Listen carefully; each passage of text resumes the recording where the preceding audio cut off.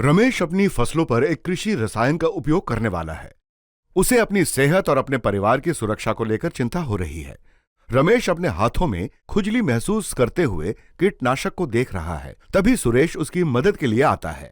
रमेश, क्या तुम ठीक हो? नहीं सुरेश, मैं ठीक नहीं हूं।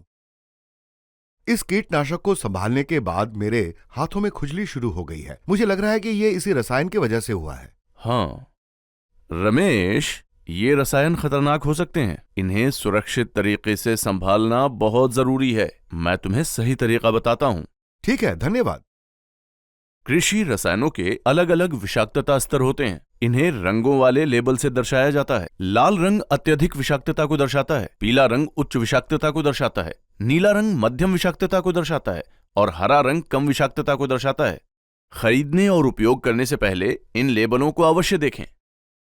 कृषि रसायनों का सुरक्षित उपयोग करते समय हमेशा पीपीई किट पहनें। इसमें दस्ताने, मास्क, गमबूट, पूरे बाजू के कपड़े, सुरक्षात्मक चश्मा, सिर ढकने का कवर आदि हैं। यदि मैं कुछ मिनटों के लिए छिड़काव कर रहा हूं तब भी क्या मास्क पहनना जरूरी है? हाँ, सुरक्षा उपकरण हमेशा पहनने चाहिए। थोड़ी सी मात्रा भी नुकसान पहुंचा सकती है। कृषि रसायनों का उपयोग करते समय इन सावधानियों का पालन करें। स्प्रे टैंक भरते समय हमेशा साफ पानी और फनल का उपयोग करें। रसायनों को खुले स्थान में लकड़ी की छड़ी से मिलाएं। डिब्बे पर दी गई अनुशंसित मात्रा का पालन करें।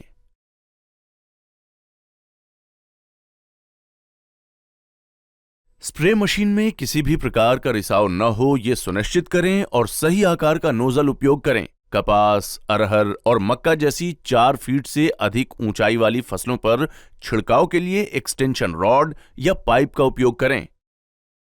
मैं इन सभी बातों का ध्यान रखूंगा। और क्या? हमेशा ताजा घोल तैयार करें। 24 घंटे के बाद बचे हुए घोल का उपयोग न करें। अतिरिक्त घोल को किसी बंजर और अलग स्थान पर सुरक्षित तरीके से नष्ट करें।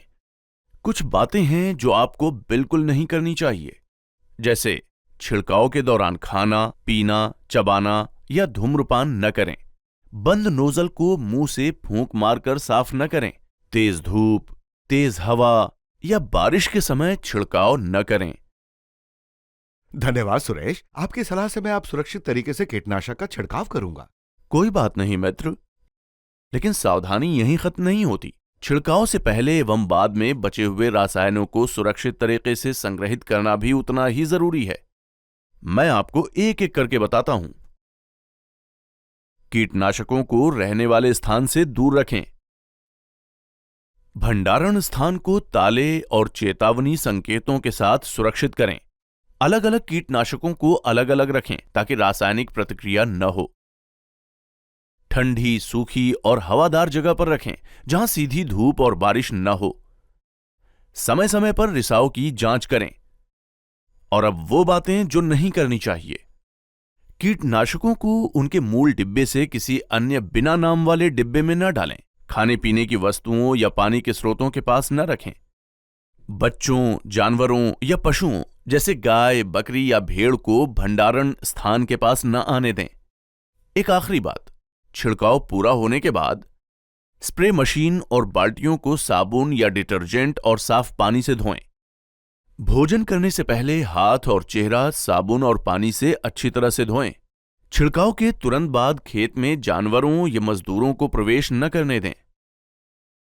आपके द्वारा अब मुझे कृषि रसायनों को सुरक्षित तरीके से संभालने की पूरी जानकारी मिल गई है। लेकिन अगर मैं इन रसायनों के संपर्क में आ जाऊं तो मुझे कैसे पता चलेगा? यदि किसी प्रकार के संपर्क का संदेह हो तो इन लक्षणों पर ध्यान दें, जैसे जी मचलाना, सिर दर्द, पेट में ऐंठन, उल्टी, सांस लेने में कठिनाई, त्वचा पर एलर्जी, सीने में जकड़न, अत्यधिक पसीना, बेहोशी या दौरे। यदि विषाक्तता के कोई भी लक्षण दिखाई दें तो तुरंत प्राथमिक उपचार दें और बिना देर किए चिकित्सकीय सहायता लें। धन्यवाद सुरेश। कृषि रसायनों का जिम्मेदारी से उपयोग ही स्वस्थ खेत और सुरक्षित परिवार की कुंजी है। रंग संकेतों को याद रखें, सुरक्षा उपकरण पहनें सही मात्रा का उपयोग करें, रसायनों को सही तरीके से संग्रहित करें और सभी सावधानियों का पालन करें ताकि आप, आपकी फसल और पर्यावरण सुरक्षित रहें।